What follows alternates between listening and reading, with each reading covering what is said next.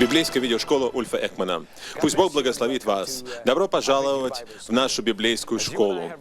Когда мы с вами приняли Иисуса Христа в нашу жизнь, мы наполнились, мы получили Святого Духа.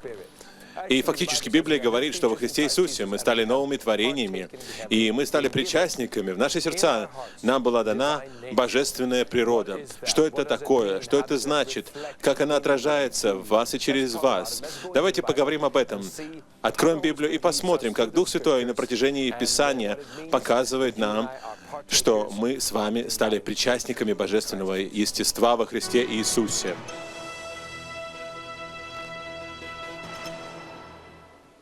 Если у вас Библия с собой, пожалуйста, откройте ее в 5 главе послания к Римлянам. Сегодня утром я хочу говорить с вами на тему праведности. Слово «праведность» — это юридический термин. Мы слышим его, особенно если вы христианин, рождены свыше. Может быть, вы неверующий, и Иисус хочет спасти вас, коснуться вас. Если вы верующий, если вы христианин, возьмите ее сейчас, положите рядом с телевизором. Если у вас Библии вообще нет, просто послушайте то, что говорит Слово Божье. Это слово «праведность» ты слышишь так часто, и это такое важное в христианстве слово, что иногда мы становимся немного слепыми, чтобы видеть, что оно означает. Мы ценим его, мы любим его, и умственно мы говорим: да-да-да, мы праведные, да-да-да, Иисус, Он праведник, мы оправданы, мы оправдались верой. Я не буду разбирать всю глубину значения этого слова, но я верю, что есть такая сила в помазании Святого Духа, которая утвердит праведность, ту праведность, которую Бог купил для тебя, утвердит эту праведность в твоей жизни, чтобы ты жил совершенно по-другому, чтобы ты был свободен от осуждения во имя Иисуса. 5 глава Римлянам, 1 стих.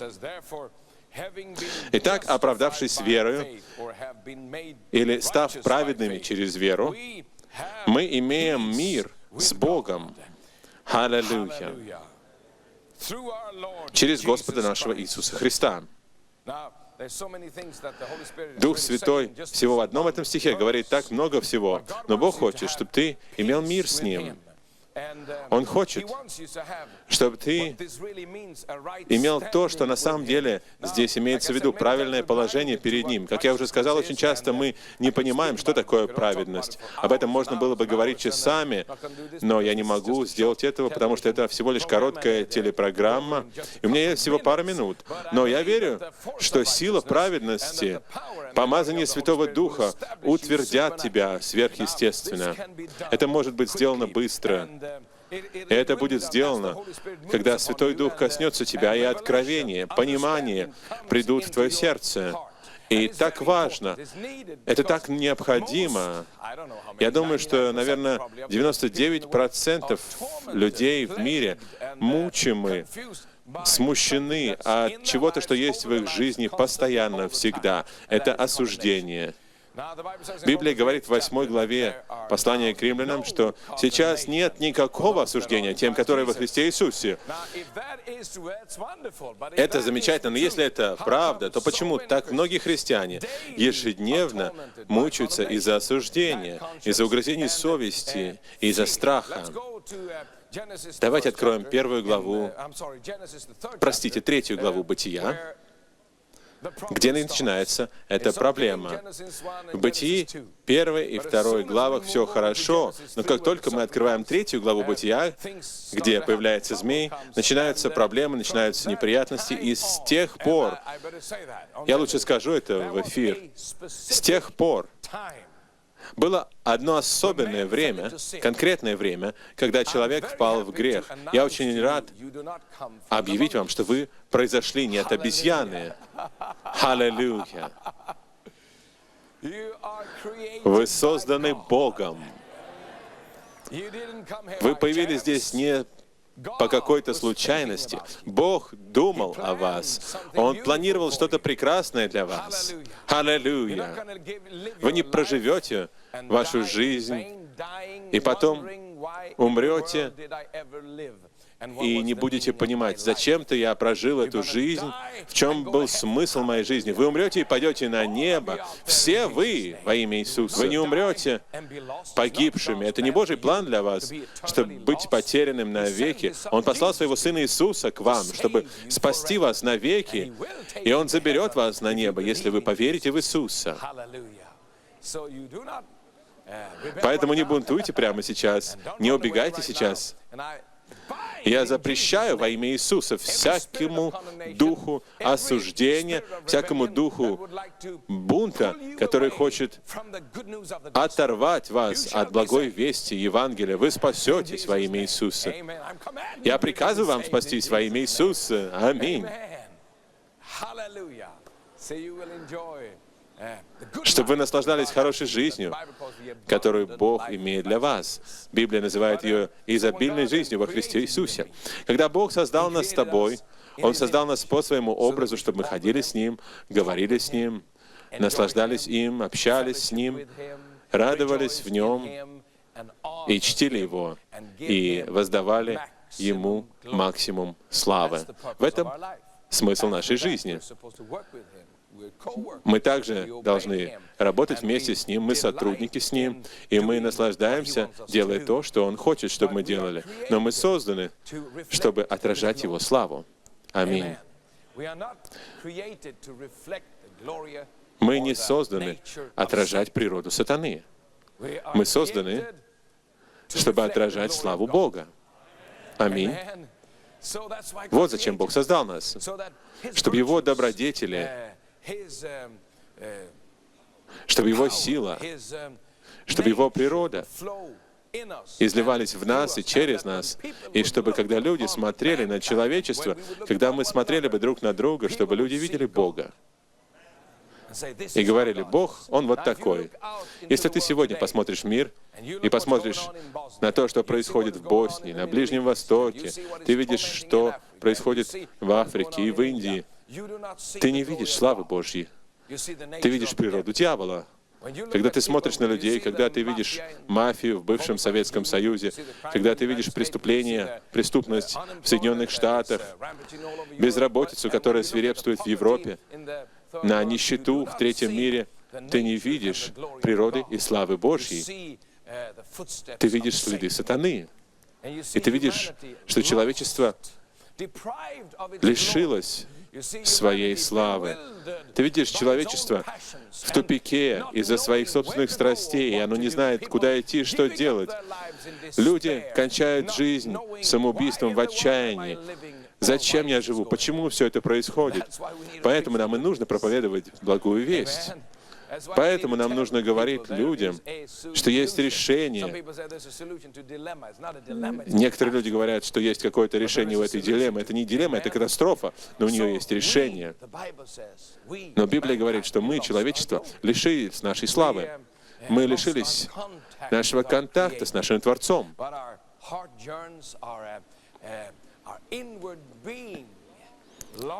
Наше внутреннее естество жаждет контакта со всемогущим Богом.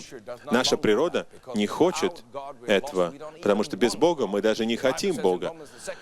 Библия говорит во 2 главе Римлян, что нет праведного ни одного, что люди даже не ищут Его, что люди не хотят иметь с Ним что-либо общее. Внутри нас есть что-то, что восстает против Бога, бунтует против Него. Слава Господу! Бог послал Своего Сына Иисуса Христа. Аминь. Не для того, чтобы просто решить какую-то дилемму, но чтобы сотворить что-то совершенно новое на этой планете. Он не просто пришел, чтобы подчинить нас, Он пришел, чтобы спасти нас и сделать нас заново, сотворить нас совершенно заново. Он пришел, чтобы дать нам свою праведность. Почему? Потому что мы лишились ее. Как мы потеряли ее? Мы потеряли ее в Эдемском саду, и с тех пор человечество ушло и на самом деле не знало, хотя мы и жаждали, мы, тем не менее, не знали этого свежего присутствия силы Божьей в нашей жизни. И в этом и есть суть христианства, чтобы у тебя была сила и присутствие, слава, мудрость и любовь Божья, чтобы все это вернулось в твою жизнь. Это то, чего жаждет Бог. Если у тебя есть Библия, открой 3 главу Бытия. И в 3 главе рассказывается история, как мы лишились славы. Вот почему так хорошо, что Иисус пришел, чтобы восстановить славу. Но мы потеряли ее. Мы на самом деле понимаем, как много мы потеряли, когда потеряли ее. Вы знаете эту историю. Ева посмотрела на это дерево, увидела, что оно хорошо. 6 стих. Приятно для глаз. Можно много сказать о том, как искушения придут в твою жизнь, но так же, как ты можешь сопротивляться им. Но в любом случае, человек не сопротивлялся и съел. И как только они съели, они увидели, что они наги. До того, как они ели, они были наги, но не видели этого. Они не были на самом деле обнаженными, но они были одеты в славу Божью. У них не было обычной одежды, но на них была слава. Если ты читаешь книгу Откровения, ты видишь, что Иисус является, и у Него огонь от чресл и ниже, и также от чресл и выше. Он полон славы.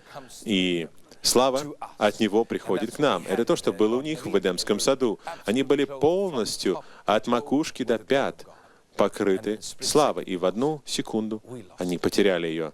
Мы потеряли это. Библия говорит в Римлянам 3:23, что человек согрешил и лишился славы Божьей. И если бы мы смогли понять, я не думаю, что мы поймем, пока не придем на небо, что мы на самом деле потеряли. Но мы действительно потеряли что-то замечательное, что Бог предопределил для нас на веки вечные. Как только они потеряли ее,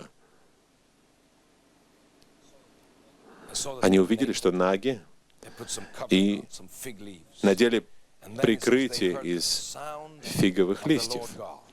И потом они услышали голос Господа, Бога, ходящего в раю во время прохлады дня, и скрылся Адам и жена его от лица Господа Бога между деревьями рая.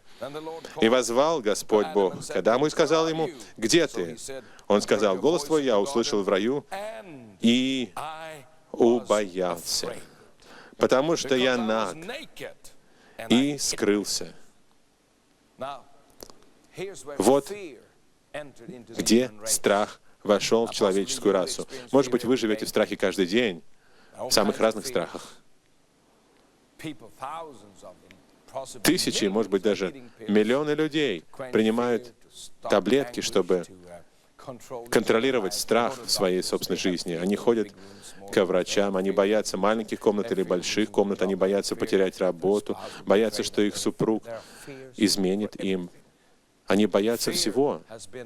Страх стал почти что естественным для Вселенной явлением. Люди так привыкли к нему, что думают, что это совершенно нормальная вещь. Но страх — это совершенно ненормальное, неестественное явление. Его не было, пока человек не впал в грех. Адам не знал, что такое страх. Можешь себе представить такое? Представь себе человека, не знающего, что такое страх, который не просыпается утром мучимый страхом, не ворочается ночью, не думает о том, что будет завтра, никогда не был на войне, никогда не боялся за свои деньги, за свою жизнь, не боится болезней, немощи, не боится изнасилования, не боится потерять друзей, не боится за свою семью, не заботится о повседневной жизни, о деньгах, о том, как свести концы с концами. Можете себе представить жизнь совершенно свободную от страха? Ага, вот поэтому вы такие тихие. А вы? У Адама и Евы не было страха. Им было нечего бояться. Бог защищал их. Он был над ними, рядом с ним, в них, через Его славу, пока они не лишились ее тогда-то, и вошел страх. If you read the Bible, I don't know how many times. Some people say it's 365 times. I haven't really counted it. It sounds good. One for every day. Maybe it is. I don't know.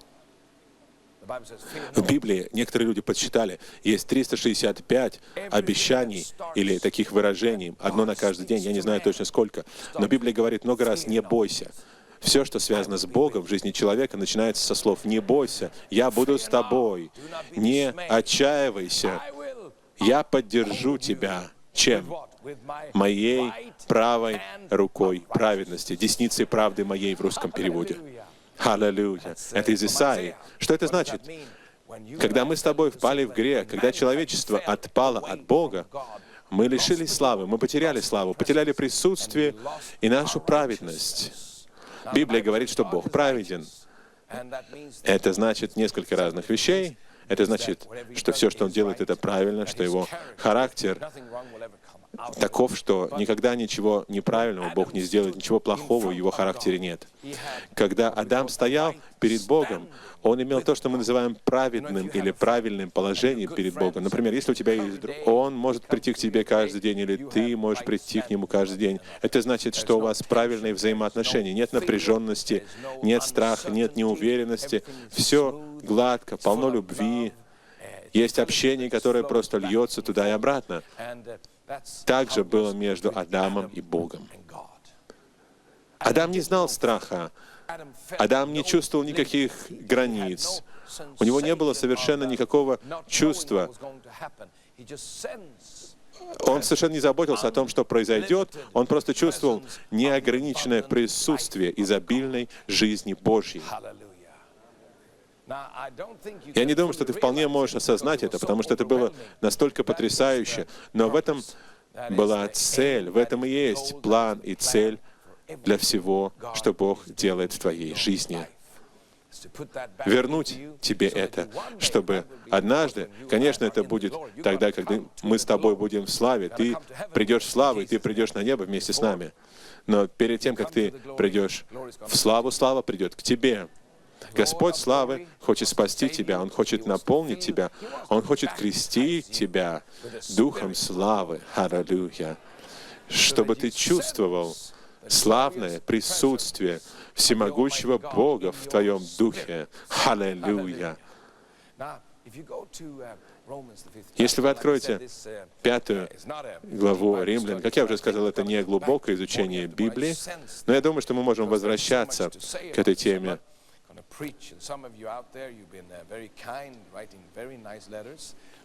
Некоторые из вас пишут милые письма.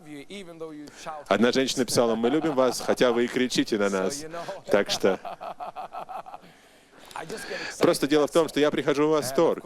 И, конечно, когда говоришь по телевидению, нужно говорить размеренно, потом Дух Святой приходит, и тогда уже трудно быть таким вежливым и тихим. Но вы знаете, что Иисус любит вас, и мы тоже. И большое спасибо за эти приятные письма. Они очень ободряют. Римлянам 5 глава. Аллилуйя.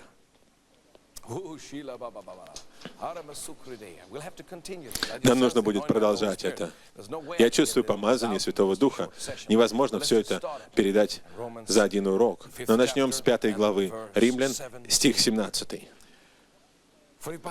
«Ибо если преступлением одного смерть царствовала посредством одного, то тем более приемлющие обилие благодати и дар праведности будут царствовать в жизни посредством единого Иисуса Христа». То, что мы потеряли, Иисус вернул. То, от чего мы ушли, Он пришел, чтобы подобрать нас и вернуть нас в это. То, что мы действительно потеряли, это было наше правильное положение перед Богом. Чувство, когда ты приходишь перед Богом в почтении к Богу, но когда приходишь к Богу без всякого чувства вины, осуждения, неуверенности или смущения, я прихожу к Нему и уважаю Его, потому что Он Бог, а я нет. Я дитя Божье, а Он Бог. Когда я прихожу к Нему, я не прихожу в трепете, страхе и осуждении. Я действительно раньше так приходил. Поэтому-то Он и спас меня, но Он спас меня из жизни в вине и осуждении. И Он дал мне правильное положение, когда я когда мне легко с Ним, когда я могу общаться с Ним. Он дал мне свою собственную природу.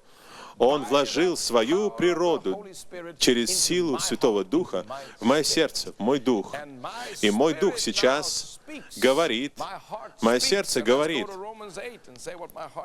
Римлянам 8 глава. Посмотрим, что говорит мое сердце.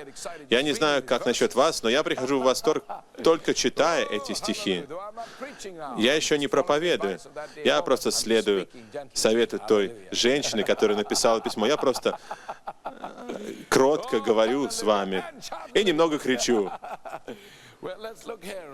Римлянам 8, 14 стих. «Ибо все, водимые Духом Божьим, суть сыны Божьи». И вот прекрасное место. «Потому что вы не приняли духа рабства, чтобы опять жить в страхе». Послушай, если ты рожденный свыше верующий, ты не принял духа рабства во имя Иисуса. Мы разрушаем всякий дух рабства над твоей жизнью. Будь свободен во имя Иисуса. Аллилуйя. От страха. Страх — это не твое наследство. Страх — это твой враг. Ты же говоришь, но мы же должны бояться Бога. Да, почтительно уважать Его. С чувством в нашем сердце к Богу. Продолжаем читать. Не приняли духа рабства, чтобы опять жить в страхе, но приняли духа усыновления, которым взываем Ава Отче. Дух усыновления, или, как написано в другом переводе, дух сыновства, это значит, что мы через работу Святого Духа изнутри нас восклицаем к Богу: «Бог, Ты мой Отец». Если поедешь в Израиль, на улицах Израиля ты услышишь то, что говорят маленькие дети, когда зовут Отца. «Аба, Аба, Аба» — это значит «Отец». Когда мне нужно что-то от Отца, я говорю: «Аба». Твоя природа, твой дух, твоя рожденная свыше природа постоянно называет «Аба, Аба». Она не говорит: «О, не знаю, что делать, о, понятия не имею». В этом слове «Аба» заключается, что ты, как маленький ребенок, просишь и веришь, что мой Отец, Он заботится обо всем мире. Ты знаешь, как маленький ребенок думает, что его Отец может все. О, мой Отец может сделать все. Потом он подрастает и понимает, что Отец не может сделать все. И когда они подростки, становятся подростками, они думают, что их Отец ничего не может сделать. Потом становится еще чуть повзрослее и понимает, что он умеет делать самые разные вещи. Поэтому это так, вверх-вниз идет. Но маленький ребенок думает, что Отец может все. Мы дети Божьи. Мы верим не так, как мир. Мы не просто верим, мы знаем в нашем духе, что мой Отец может все. И поэтому мой дух взывает: «Ава, Отче». Если мой Отец может все, то я не боюсь. Поэтому у меня нет духа рабства, чтобы бояться. У меня есть дух усыновления, который говорит: «О, сделай это, Отец». Аллилуйя. Да. Вы смотрите нас. Бог должен стать вашим Отцом. Он любит вас так сильно. Вам нужно, чтобы Иисус стал вашим Спасителем. Вам нужно войти под кровь Иисуса. Праведник стал искуплением, чтобы вы стали праведником. Он умер за вас. Он взял ваши грехи. Он взял ваши беззакония. Он был сделан беззаконником, неправедным, чтобы вы через Его жертву стали праведностью Божьей во Христе Иисусе. Спаситесь. Пусть Бог благословит вас во имя Иисуса. И весь народ скажет: